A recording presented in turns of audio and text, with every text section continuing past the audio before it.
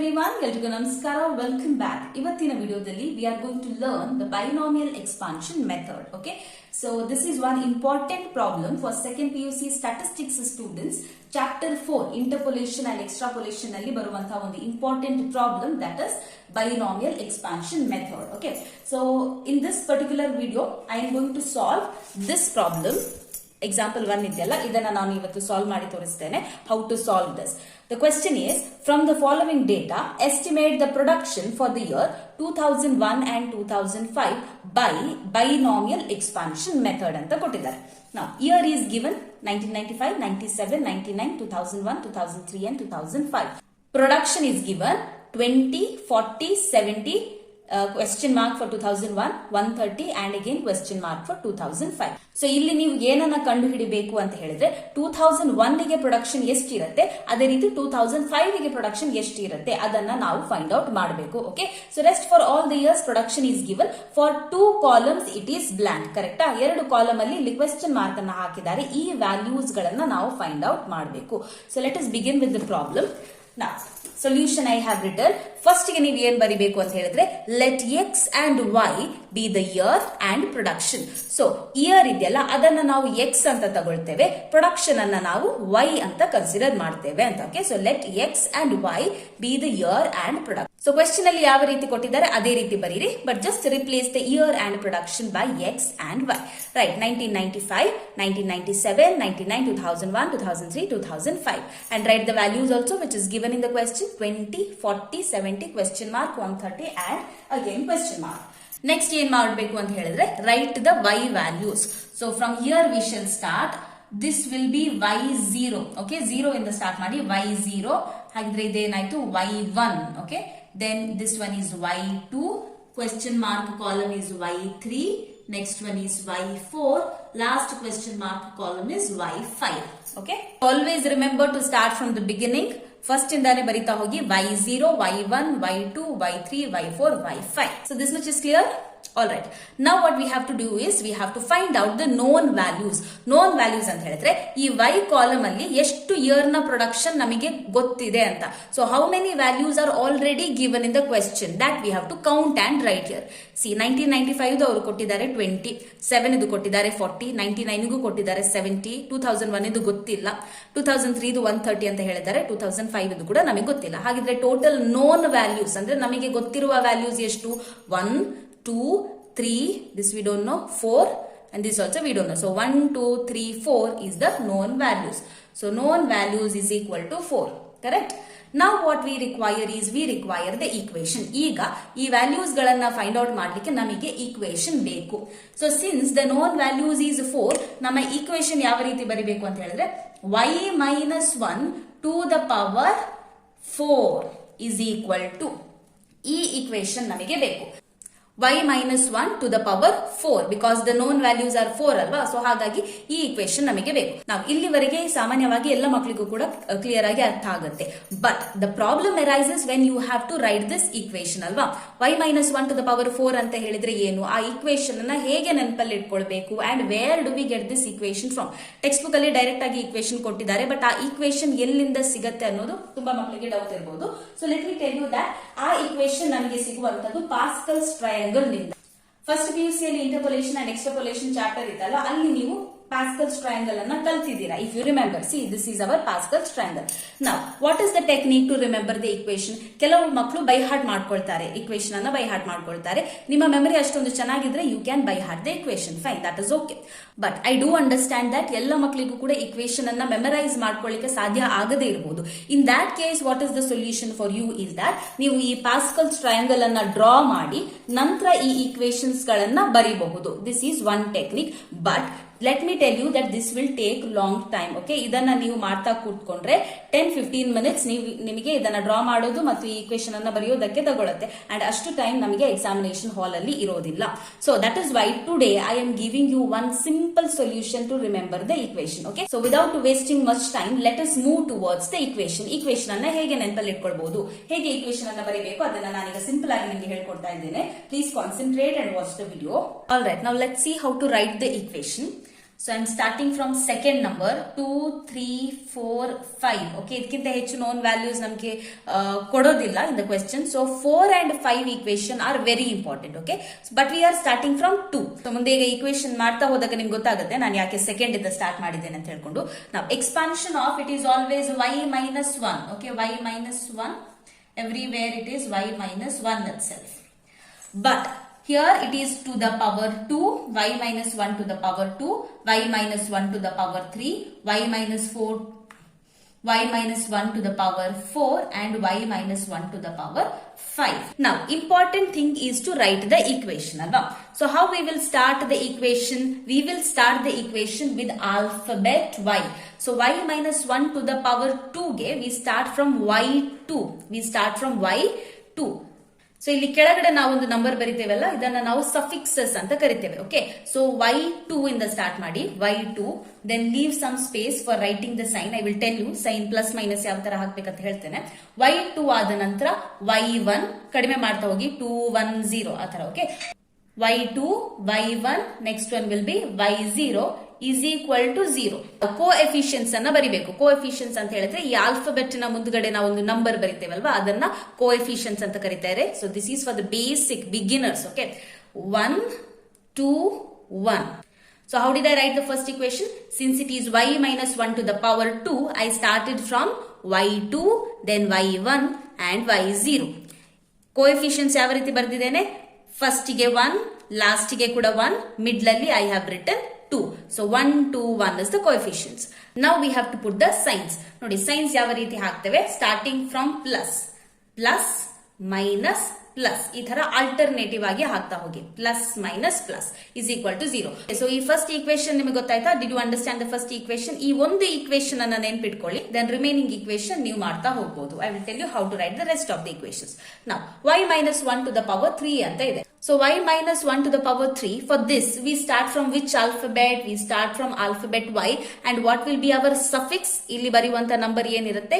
This one. 3 ಇಂದ start ಮಾಡಬೇಕು. y3. Okay, then it is y2, y1, y0 is equal to 0. Are we getting it now? Okay. Coefficients ಯಾವ ರೀತಿ ಬರಿಬೇಕು?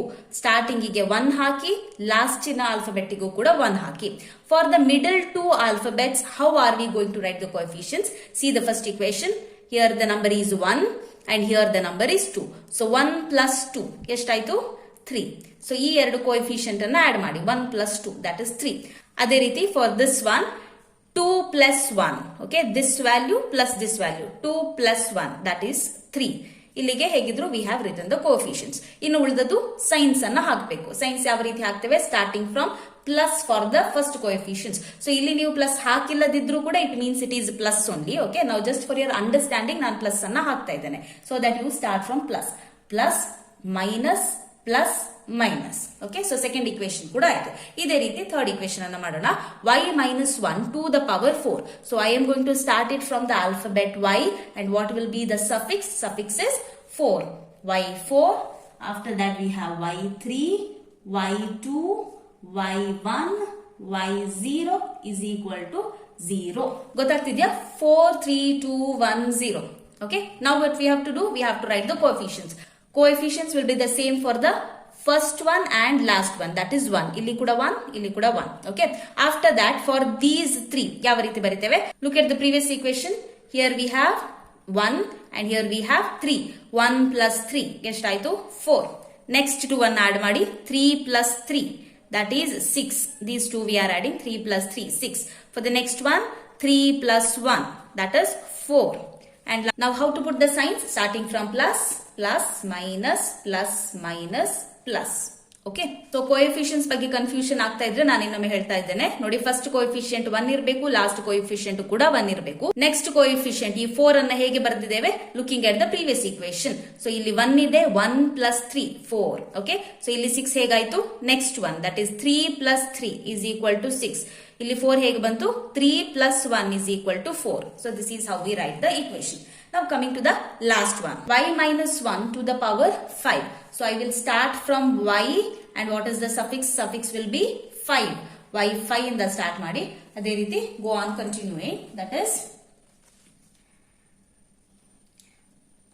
then it is y4, y3, y2, y1, y0 is equal to 0. is equal to 0 ಯಾಕೆ ಹಾಕ್ತೇವೆ ಅಂತ ಹೇಳಿದ್ರೆ whenever you write an equation, ಯಾವುದೇ ಒಂದು equation ಅನ್ನು ಬರೆಯುವಾಗ it should be is equal to 0 so that we can find an answer. Okay, so 5, 4, 3, 2, 1, 0.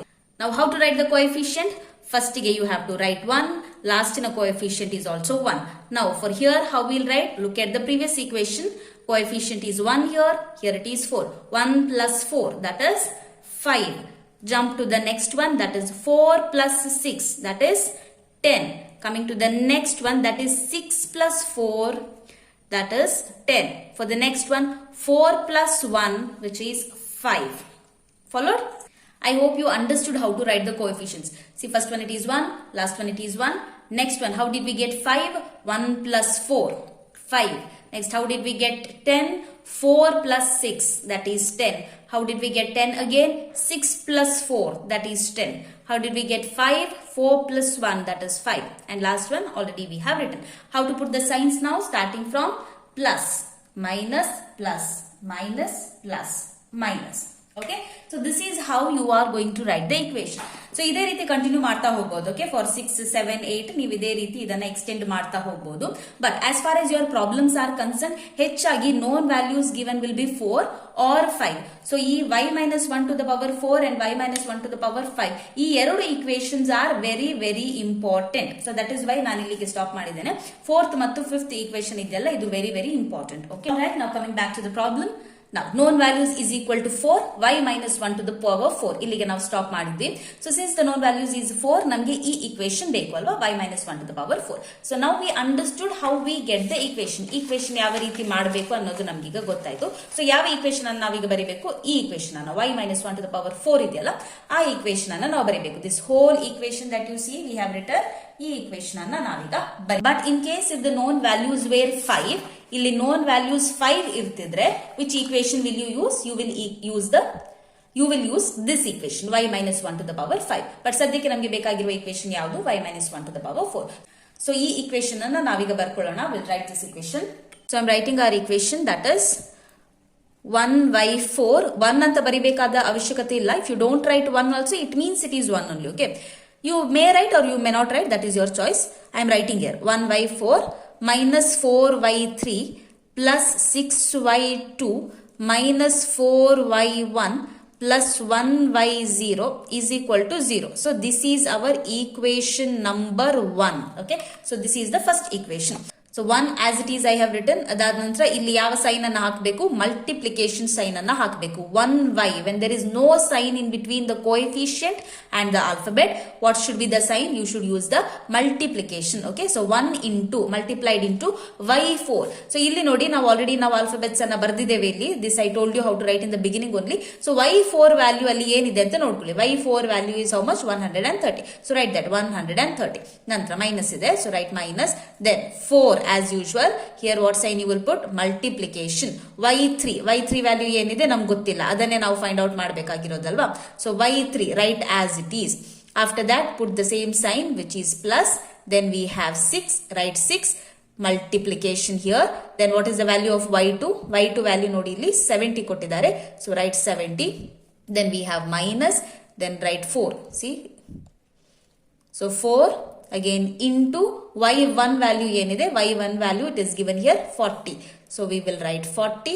There is a sign of plus, so put plus here. Then 1 into y0 value ಎಷ್ಟಿದೆ ಇಲ್ಲಿ 20. ಈಗ solve ಮಾಡ್ತಾ ಬನ್ನಿ equation ಅನ್ನ. ಫಸ್ಟಿಗೆ multiplication ಅನ್ನ solve ಮಾಡಬೇಕು. Always remember, multiplication ಏನಿದೆಯಲ್ಲ ಅದನ್ನ ಮೊದಲಿಗೆ ಸಾಲ್ವ್ ಮಾಡಬೇಕು. So this is for the beginners. Basic ಆಗಿ ಯಾರಿಗೆ ಮಲ್ಟಿಪ್ಲಿಕೇಶನ್, ಅಡಿಷನ್, ಮೈನಸ್ ಯಾವುದು ಕೂಡ ಅಷ್ಟಾಗಿ ಪರ್ಫೆಕ್ಟ್ ಇಲ್ವೋ ಅವರಿಗಾಗಿ ನಾನು ಡೀಟೇಲ್ ಆಗಿ ಎಕ್ಸ್ಪ್ಲೇನ್ ಮಾಡ್ತಾ ಇದ್ದೇನೆ. Listen to this. We have to do the multiplication first. Okay, ಉದ್ದಕ್ಕೆ ಮಾಡ್ತಾ ಹೋಗಬೇಡಿ ಕ್ಯಾಲ್ಕುಲೇಟರ್ ಅಲ್ಲಿ, you will get the wrong answer. Will start with the multiplication. 1 into 130 ಎಷ್ಟಾಯ್ತು? 130. ಮೈನಸ್ ಸಿಂಬಲ್ ಇದೆ, ಅದನ್ನ ಅದಾಗೆ ಬರೀರಿ, minus. Then 4 into y3 is 4y3. Then plus symbol ಇದೆ, ಅದಾಗೆ ಇರಲಿ, plus. Then 6 into 7 420. 420, then minus symbol ಇದೆ, let it be as it is. 4 into 40, that is 160. Multiplication ಮಾಡಿ in your calculator if you want. Then plus, the symbol is plus here, so we are writing plus. 1 into 20, how much? 20 is equal to 0. Next step ಏನಂತ ಹೇಳಿದ್ರೆ, ಈ alphabet ಇದೆಯಲ್ಲ, ಇದನ್ನ ನಾವು we have to take it to the other side of the equal sign. Okay, so ಇಲ್ಲಿ -4y3 ಇದೆಯಲ್ವಾ, ಇದನ್ನ ನಾವು ಈಕ್ವಲ್ಸ್ ನ ಆ ಕಡೆ ತಗೊಂಡು ಹೋಗ್ಬೇಕು. ಸೊ ಉಳಿದ ಎಲ್ಲ ನಂಬರ್ಸ್ ಅನ್ನ ಒಂದೇ ಕಡೆ ಬರೀರಿ, ಆಲ್ಫಬೆಟ್ ಅನ್ನ ಈಕ್ವಲ್ಸ್ ನ ಆಚೆ ಸೈಡ್ಗೆ ಹಾಕಿ. ಗೊತ್ತಾಗ್ತಿದ್ಯಾ? So 130 as it is I am writing. After that plus 420 minus 160 plus 20 is equal to minus 4y3. When it goes to the other side, it becomes plus. Minus ಇದ್ದದ್ದು ಈಕ್ವಲ್ಸ್ ಆಚೆ ಸೈಡ್ಗೆ ಹೋದಾಗ ಅದೇನಾಗುತ್ತೆ, ಅದು ಪ್ಲಸ್ ಆಗುತ್ತೆ. ಸೊ ಪ್ಲಸ್ 4y3 ಆಯ್ತು. Okay, so ಏನ್ ಮಾಡಿದ್ದೇನೆ ಅಂತ ಹೇಳಿದ್ರೆ, ಎಲ್ಲ ನಂಬರ್ ಗಳನ್ನ ಒಂದು ಸೈಡ್ಗೆ ಬರ್ದಿದ್ದೇನೆ, ಆಲ್ಫಾಬೆಟ್ ಅನ್ನ ಒಂದು ಸೈಡ್ಗೆ ಬರ್ದಿದ್ದೇನೆ. Okay, now you can do it in calculator. 130 plus 420 minus 160 plus 20 ಮಾಡಿ. What will be the answer? Answer is 410 is equal to, we have 4y3. Now we have to find the value of y3. So therefore y3 is equal to 410 divided by 4. 4y3 ಅಂತ ಹೇಳಿದ್ರೆ 4 into y3.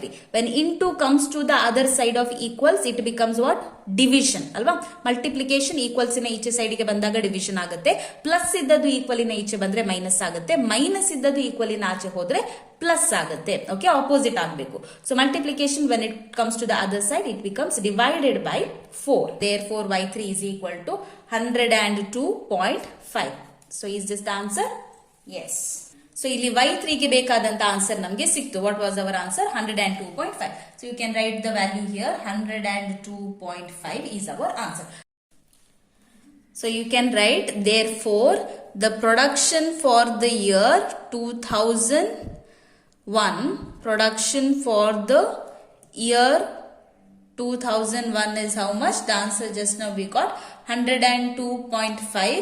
So question ಅಲ್ಲಿ bracket ನಲ್ಲಿ 1000 tons ಅಂತ ಕೊಟ್ಟಿದ್ದಾರೆ. So write the same thing, 1000 tons.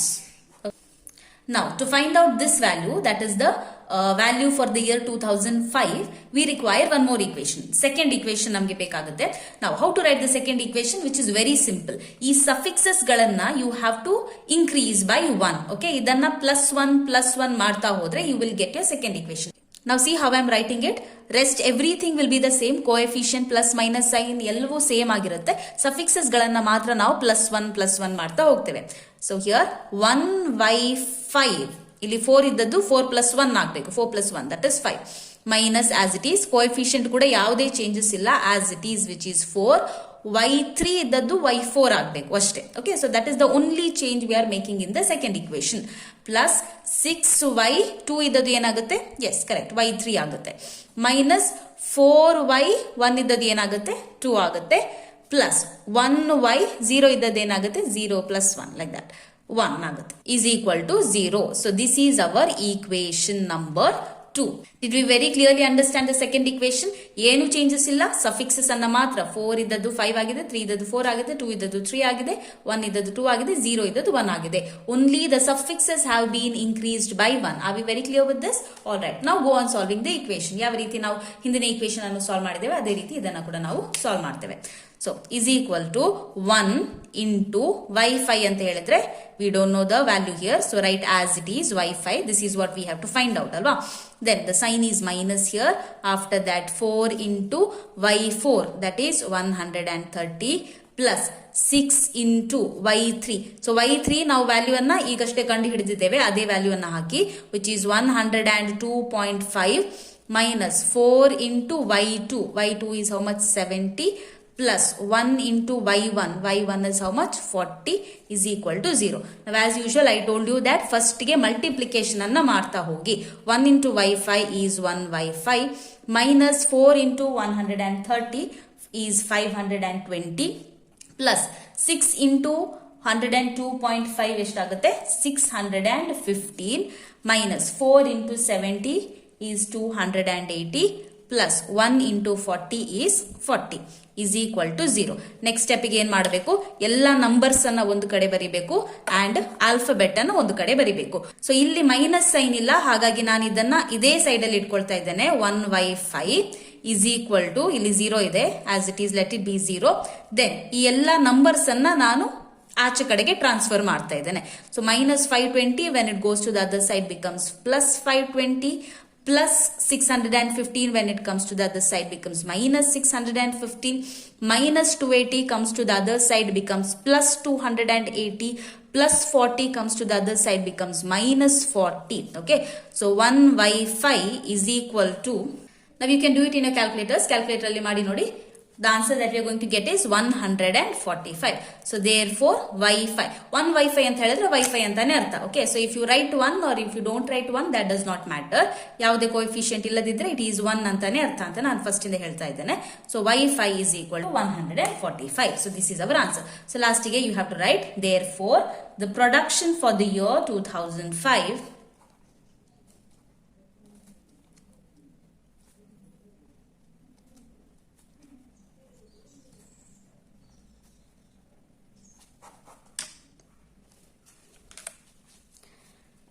is 145,000 tons. So ಎರಡು values ಗಳು ಕೂಡ ಈಗ ನಮಗೆ ಸಿಕ್ಕಿದೆ. So first one answer was 102.5, another one was 145. So this was all about your binomial expansion method. So ಇಲ್ಲಿಗೆ ನಿಮ್ಮ ಬೈನಾಮಿಯಲ್ ಎಕ್ಸ್ಪಾನ್ಷನ್ ಮೆಥಡ್ ಮುಕ್ತಾಯ ಆಗುತ್ತೆ. Okay, so I hope you understood this problem. ಇನ್ನೇನಾದ್ರೂ ಡೌಟ್ಸ್ ಇದ್ರೆ ಕೇಳಿ ಕಾಮೆಂಟ್ಸ್ ನಲ್ಲಿ, I will be happy to help you. Thank you so much for watching the video. I hope the video was not very long, but ಈ ವಿಡಿಯೋನ ನೀವು complete ಆಗಿ ಪೂರ್ತಿಯಾಗಿ ನೋಡಿದ್ರೆ ಮತ್ತೆ ಎಲ್ಲ ಪ್ರಾಬ್ಲಮ್ಸ್ ಗಳನ್ನ ಕೂಡ ನೀವು ಆರಾಮ್ಸೆ ಸಾಲ್ವ್ ಮಾಡಬಹುದು. Okay, so that was all for today's video. I hope the content was useful. Thank you so much for watching. And if you're finding the content useful, please do consider subscribing to my channel, Seema's Academy. Also, do not forget to like, share, and comment. See you in the next video. Till then, take care. Bye. Namaste.